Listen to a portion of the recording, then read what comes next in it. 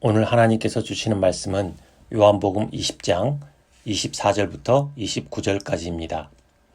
12제자 중에 하나로서 디두모라 불리는 도마는 예수께서 오셨을 때에 함께 있지 아니한지라. 다른 제자들이 그에게 이르되 우리가 주를 보았노라 하니 도마가 이르되 내가 손의 못자국을 보며 내 손가락을 그 못자국에 넣으며 내 손을 그 옆구리에 넣어보지 않고는 믿지 아니하겠노라 하니라. 여드레를 지나서 제자들이 다시 집 안에 있을 때에 도마도 함께 있고 문들이 닫혔는데 예수께서 오사 가운데 서서 이르시되 너희에게 평강이 있을지어다 하시고 도마에게 이르시되 내 손가락을 이리 내밀어 내 손을 보고 내 손을 내밀어 내 옆구리에 넣어보라. 그리하여 믿음 없는 자가 되지 말고 믿는 자가 되라. 도마가 대답하여 이르되 나의 주님이시요 나의 하나님이시니이다. 예수께서 이르시되 너는 나를 본고로 믿느냐? 보지 못하고 믿는 자들은 복되도다 하시니라. 아멘. 오늘 예배 순서지 우미 트는 생각에 공주와 삼형제라는 탈무드 이야기를 실으며 이렇게 질문드렸습니다. 만약에 내가 공주의 아버지라면 누구를 선택하시겠습니까? 왜 그를 선택하시겠습니까? 이 질문에 답하시기 전 다시 한번 그 얘기를 되새김해 보겠습니다. 어떤 나라에 왕이 살고 있었습니다. 그에게 예쁜 외동딸이 있었는데 어느 날 원인을 알 수 없는 중환병에 걸려 자리에 눕고 말았습니다. 용하다는 의사들이 찾아와 치료해 보았지만 공주의 병은 좀처럼 낫지 않았습니다. 날이 갈수록 병이 깊어만 가자 왕은 다음과 같은 포고문을 써서 궁궐 앞에 붙였습니다. 공주의 병을 고쳐주는 사람은 사위로 삼을 것이며 이후 왕위를 물려주겠다. 그 무렵 이 나라의 시골 마을에 삼형제가 살고 있었습니다. 그들은 각자 보물이 있었는데 첫째는 먼 곳을 바라볼 수 있는 망원경, 둘째는 하늘을 날 수 있는 양탄자, 셋째는 어떤 병이라도 고칠 수 있는 사과를 갖고 있었습니다. 어느 날 첫째가 망원경을 살펴보던 중 궁궐 앞에 포고문을 발견했습니다. 그가 형제들에게 이 사실을 알리자 둘째가 양탄자를 타고 함께 가자고 했습니다. 왕궁에 삼형제가 도착하자 셋째가 마법의 사과를 공주에게 먹였습니다. 그러자 공주의 병이 거짓말처럼 나았습니다. 너무나 기뻤던 왕은 잔치를 베풀고 삼형제의 공을 치하하며 공주의 신랑을 선택하려 했습니다. 그러자 첫째는 자신의 망원경이 없었다면 그 사실을 몰랐을 것이라며 자신이 공주의 남편이 되어야 한다고 했습니다. 둘째 또한 자기 양탄자가 없었더라면 그 먼 곳을 곧장 갈 수 없었을 거라며 자신이 선택되어야 한다고 했습니다. 마지막으로 셋째는 아무리 그래도 마법의 사과가 없었다면 공주의 병을 고치지 못했을 거라며 자신이 공주의 신랑이 되어야 한다고 했습니다. 이들의 이야기를 들은 왕은 셋째를 사위로 선택하며 그 이유를 이렇게 말했습니다. 첫째와 둘째는 보물이 남아있지만 셋째는 자신의 보물을 주어 남아있지 않다. 가족님들은 왕의 선택 이유에 얼마나 동의하십니까? 앞서 질문 드린 것처럼 만약에 내가 공주의 아버지라면 누구를 선택하시겠습니까? 왜 그를 선택하시겠습니까? 지난 12월 3일 수능이 있었습니다. 수능 전에도 몇몇 학교에서는 논술시험을 실시했지만 이후에도 많은 학교들이 논술시험을 치를 예정입니다. 논술을 지도하던 한 선생님이 오늘 우리가 나눈 공주와 삼형제라는 탈무드 이야기를 학생들에게 전하며 어떤 일을 선택할지 물었습니다. 물론 질문한 선생님은 은근 셋째를 기대하며 질문했습니다. 그런데 다음과 같은 의외의 대답들이 나왔다고 합니다. 전 첫째라고 봐요. 아무리 다른 것들이 있었지만 처음에 보지 못했다면 공주는 죽었을 거잖아요. 그런 게 어디 있어. 망원경과 양탄자는 다시 사용할 수 있잖아. 그런데 막내는 사과를 공주에게 먹여버렸잖아. 막내가 불쌍해. 맞아. 나라면 막내를 택하겠어. 막내는 자신의 모든 걸 공주에게 주었잖아. 그게 사랑이잖아. 학생들의 이야기를 듣던 선생님은 수업이 자신이 바라는 방향으로 가고 있다고 웃음을 띠고 있었습니다. 그때 한 아이가 말했습니다. 그건 가식이야. 난 빈털터리인 막내 싫어. 망원경이나 양탄자를 가진다면 돈도 많이 벌 수 있잖아. 우리 솔직해지자고. 그래도 막내를 택할 거야. 내가 공주니까. 돈이 부족하지는 않을 것 아니야? 그때 또 다른 한 아이가 큰 소리로 말했습니다. 쌤, 꼭 한 명만 선택해야 해요? 3명 모두 데리고 살면 안 되나요? 세대의 생각이 녹아든 답변 같습니다. 어떻습니까? 누구를 선택하시겠습니까? 왜 그를 선택하시겠습니까? 보다 근원적인 질문을 해봅니다. 유대인들은 왜 공주와 삼형제라는 이야기를 탈무드에 기록했을까요? 어쩌면 이 이야기를 통해 후손들에게 희생적인 사랑의 소중함을 가르치려 했던 것은 아닐까요? 자신이 가진 전부를 주고 자신의 가장 소중한 것을 포기한 셋째를 통해 그것이야말로 사랑이라는 것을 말하는 것은 아닐까요? 진실한 사랑은 반드시 희생을 내포합니다. 주위를 둘러보십시오. 가로수의 무수한 잎들의 희생이 없었으면 나무가 자랐을까요? 한 알의 밀이 썩지 않았는데 들판의 무수한 곡식을 거둘 수 있었을까요? 사람 사이도 이와 같음을 깨달은 김남조 시인은 너를 위하여라는 시를 통해 이렇게 그 사랑을 표현했습니다. 나의 밤 기도는 길고 한 가지 말만 되풀이한다. 가만히 눈 뜨는 건 믿을 수 없을 만치의 추구원. 가피어난 빛으로만 속석들이 채워 넘친 환한 영혼의 내 사람아. 쓸쓸히 검은 머리를 풀고 누워도 이적지 못 가부접은 너그러운 사랑. 너를 위하여 나 살거니 소중한 건 무엇이나 너에게 주마. 이미 준 것은 잊어버리고 못다 준 사랑만을 기억하리라. 나의 사람아. 눈이 내리는 먼 하늘에 달물이 보듯 너를 본다. 오직 너를 위하여 모든 것에 이름이 있고 기쁨이 있단다. 나의 사람아. 오늘은 지난 주일에 이어 대림절 둘째 주일입니다. 대림절이란 무엇입니까? 다음 백과사전은 대림절을 이렇게 요약하고 있습니다.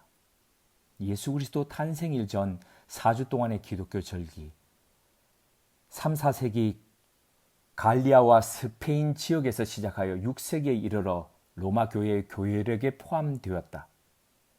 예수 그리스도의 탄생을 기뻐하고 재림을 기다리는 데 의미가 있다. 중세는 고행, 금식, 금욕이 주된 내용이기도 했으나 종교 개혁 이후 근대에 이르러 기쁨의 절기라는 본래의 의미를 되찾았다. 백과사전의 요약처럼 대림절은 하나님의 아들이 오신다는 본래의 의미가 있습니다. 그것을 기뻐하는 겁니다. 그런데 그 속엔 우리가 잊지 말고 기억해야 할 보다 근본적인 의미가 있습니다. 그것은 나의 기쁨을 위해, 아니 나를 위해 자신의 모든 것을 걸고 이 땅에 오신 예수님의 자기 비움이 있었다는 사실을 말입니다. 소중한 것 무엇이나 주시며 마침내 당신의 생명까지도 내어주신 주님의 자기 포기가 있었다는 사실을 말입니다. 대림절은 단순히 주님 오심을 기뻐하는 것을 넘어서 주님의 자기 비움을 기억하는 겁니다. 주님의 자기 포기를 닮아가는 겁니다. 그것이 진정 우리를 위해 자신의 모든 것을 걸고 이 땅에 오신 주님을 기뻐하고 기다리는 그리스도인의 마땅함이요 본분입니다. 그러므로 이 시간 우리 모두에게 이런 질문을 던져봅니다. 누군가를 사랑하고 더 사랑하기 위해 나를 포기해 보셨습니까? 누군가의 영혼을 살리기 위해 나를 비워 보셨습니까? 그리고 이 일을 지금도 하고 계십니까? 본문을 살펴보겠습니다. 몇 주째 나누는 바와 같이 부활하신 주님은 꽁꽁 걸어 잠긴 문을 뚫고 두 번이나 제자들 가운데 찾아오셨습니다. 다른 제자들은 물론이거니와 첫 번째 자리에 없었던 도마에게도 주님의 나타나심은 충격 그 자체였습니다. 물론 십자가에서 돌아가셨던 분이 살아오셨다는 것도 충격이었지만 그보다도 훨씬 더 충격적인 것은 주님의 말씀이었습니다. 그 결과 도마는 이렇게 고백했습니다. 요한복음 20장 28절입니다. 도마가 대답하여 이르되 나의 주님이시요 나의 하나님이시니이다. 도마가 이렇게 고백한 이유는 두 가지 때문입니다.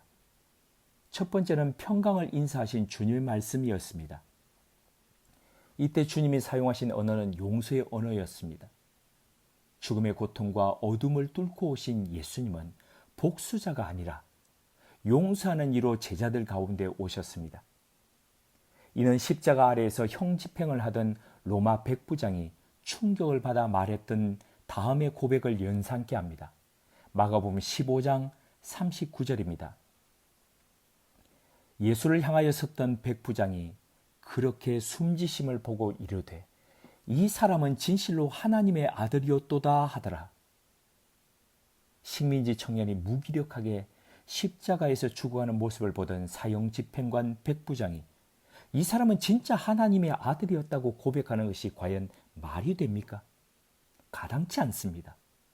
그럼에도 백부장이 그렇게 말한 이유가 뭡니까?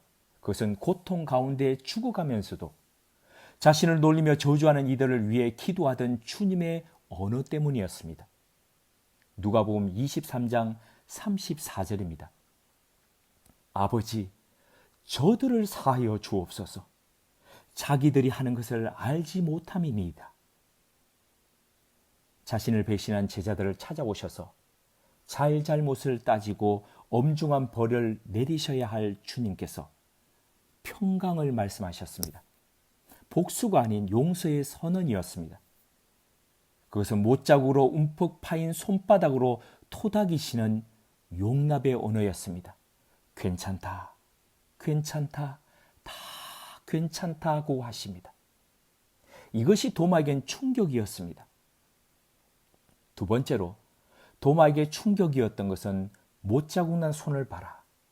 내 손을 내밀어 내 옆구리에 넣어봐라. 그리하여 믿음 없는 자가 되지 말고 믿는 자가 되라는 주님의 말씀이었습니다. 부활하신 주님을 보았다는 다른 제자들의 말을 들으며 도마는 도저히 그들의 말을 믿을 수 없었습니다. 그것은 주님의 부활을 전하면서도 전혀 달라지지 않은 제자들의 삶과 태도 때문이었습니다. 이에 도마는 자신이 직접 주님의 상처를 보고 만져보지 않고는 믿지 못하겠다고 했습니다. 그것은 믿고 싶지 않다가 아니라 믿고 싶다는 그의 간절한 소망의 다른 표현이었습니다. 그런데 도마의 그 말은 분명 주님이 계시지 않은 자리에서 한 이야기였습니다. 그런데도 주님은 그 말을 정확하게 재생하시며 당신의 상처난 자국을 보여주셨습니다. 누구나 상대에게 자신의 강점과 장점을 보이려고 하지 상처를 보이려고 하지 않습니다. 상대방이 얕잡아 볼 수 있기 때문입니다. 하지만 부활하신 주님은 용서의 언어와 더불어 당신의 상처를 먼저 보이셨습니다. 약하고 무능해 보일 수도 있는 그 상처를 보이시며 도마에게 믿음을 권하셨습니다. 사랑했기에 가졌던 상처, 사랑했기에 아팠던 흉터를 보이시며 믿는 자가 되라 하셨습니다. 토마스 할리크는 체코의 가톨릭 신부이자 신학자입니다. 할리크는 그의 책 상처 입은 신앙의 제10장 아름다운 신부 가엾은 교회를 통해 인간 속의 상처가 의미하는 바를 다음과 같이 표현했습니다. 다시 한번 마르티노 성인의 이야기를 떠올려 봅시다. 그는 빛나는 그리스도의 모습으로 위장한 교활한 그리스도의 적을 알아차렸습니다. 그 형상에는 상처가 없었기 때문입니다. 모든 사람에게 존경을 받는 훌륭한 지도자와 신학자 그리고 관리자들을 만난다면 어떨까요? 더불어 자선, 정치, 문화 영역에서 이론의 여지없는 공로로 빛나는 성공하고 매우 영향력 있는 교회는 어떻습니까? 그림자도 오점도 흠도 고통스러운 흉터도 없는 교회는 또한 어떻습니까? 만약 그와 같은 교회를 만난다면 나는 소스라치며 도망칠 것입니다. 나는 그것이 악마의 속임수라고 확신합니다. 내가 그러한 교회를 갈망하게 된다면 나는 구마 기도부터 할 것입니다. 공동체 구성원 모두가 겸손과 거룩함으로 가득 차고 어느 누구도 분노를 살 일을 하지 않는 복음적인 가난한 교회. 그렇습니다. 그 아름다운 신부, 성경에서 읽은 어떠한 흠도 없이 거룩하고 나무랄 데 없는 교회를 만난다면 이번에는 나는 지옥의 분장사들이 더 많이 노력했음을 인정할 것입니다. 나는 당신의 상처들은 어디 있는가라고 묻겠습니다. 우리의 인간적인 약점, 죄, 그리고 얕은 믿음의 모든 표지가 어디에 있습니까? 하나님이 당신의 말씀의 씨앗을 뿌렸고 인간을 빚어냈던 늘 먼지투성이이고 진창인 인간의 대지는 어디 있습니까? 당신은 말씀을 보내 당신 아들의 살이 되게 했고 또한 신비로운 몸을 만들었습니다. 그런데 교회는 여전히 영원히 불결하고 난잡한 대지 위에 서 있습니다. 그렇다면 그대와 나와 같은 인간은 어디에 있습니까? 우리가 그리스도와 그의 연인인 교회에 대해 지켜야 할 신의의 본질은 어쩌면 인내가 아닐까요? 그 인내는 우리에게 약속합니다. 그것은 시간의 끝에서가 아니라 지금 여기에서 거룩하고 나무랄 데 없는 교회를 보고 경험할 것이라는 헛된 약속에 저항할 힘을 주지 않습니까? 토마시 할리크의 책을 읽으며 저 자신의 욕망과 많이 다투었습니다. 이 땅의 크고 작은 교회를 떠나 목회자치고 자신이 목회하는 교회가 좀 더 순전하고 좀 더 헌신된 신앙 공동체가 되기를 소망하지 않는 사람이 어디 있겠습니까? 저 또한 예외가 아닙니다. 때로 목회자로서의 무능함과 한계를 절감하면서도 교회가 더 앞으로 나아갔으면 좋겠다는 바람을 내려놓지 않습니다. 그러다 보니 자꾸 별별 생각을 다 합니다. 그러다 안 되면 때로 화장을 넘어 분장을 꾀하기도 합니다. 좋게 보이고 싶은 겁니다. 그러나 오늘 본문 속 도마가 깊이 체험한 주님, 그 하나님은 완전 무결한 분이 아니었습니다. 상처와 흉터를 지닌 분이었습니다. 꾸밈없이 그 상처를 보이시는 분이셨습니다.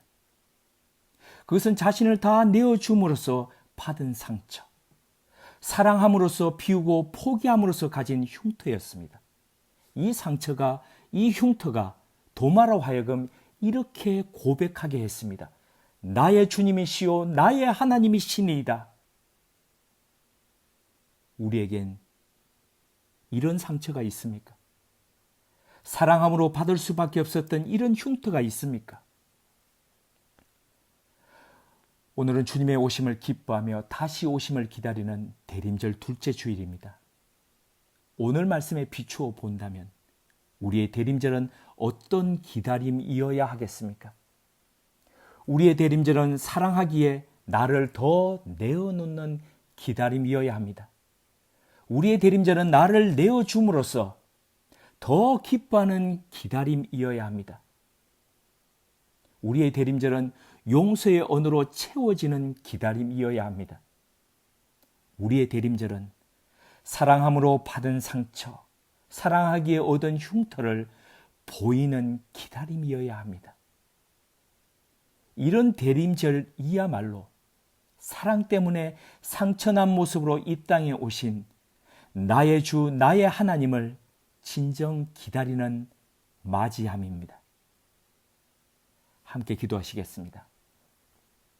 하나님, 상처받기 싫어 사랑하는 것을 멈추지 않기를 원합니다. 사랑할 때 상처받는 것이 당연함을 잊지 않기를 원합니다. 고로 더 사랑하겠다는 우리의 다짐은 곧 더 상처받겠다는 결의이게 하옵소서. 주님 오심을 기뻐하며 다시 오심을 대망하는 대림절 절기에 우리의 언어가 용서의 언어로 채워지게 하옵소서. 복수와 되갚아줌이 마땅한 보복의 세태 속에서도 품고 사랑하는 신앙의 이야기를 만들어가는 그리스도인 되게 하옵소서. 그리하여 사랑함으로 보여지는 우리의 흉터와 상처 속에서 수많은 도마들이 신앙으로 고백하게 하옵소서. 나의 주, 나의 하나님, 예수님의 이름으로 기도드립니다. 아멘.